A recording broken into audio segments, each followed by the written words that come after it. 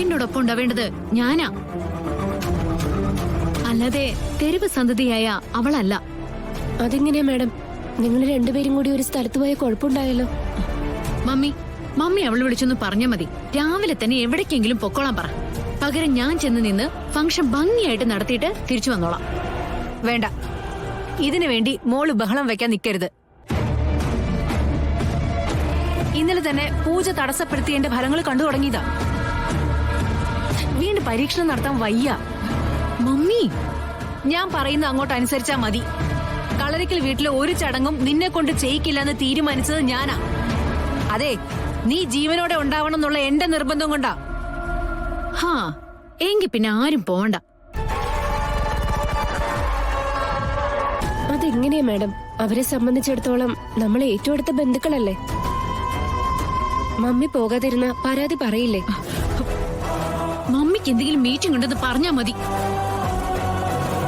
ഞാൻ വാക്കു കൊടുത്തു പോയി, അതെനിക്ക് പാലിച്ചല്ലേ പറ്റൂ.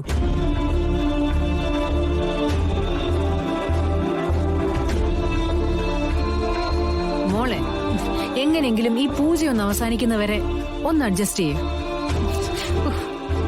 അതൂടെ കഴിഞ്ഞിട്ട് എല്ലാം ഒന്ന് എടുത്തെറിഞ്ഞ് കളയണം.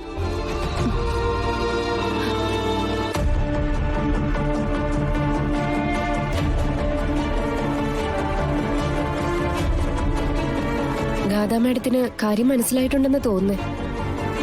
എവിടെ? മനസ്സുകൊണ്ടല്ലോ ചിന്തിക്കുന്നത്, പക കൊണ്ടല്ലേ.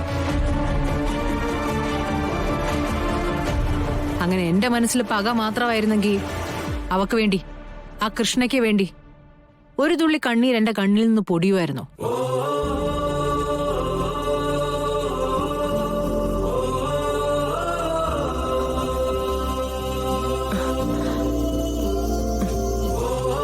വെറുപ്പൊക്കെ കാണിച്ചിട്ടുണ്ടെങ്കിലും കൃഷ്ണ മാമിന്റെ മനസ്സിലുണ്ട്.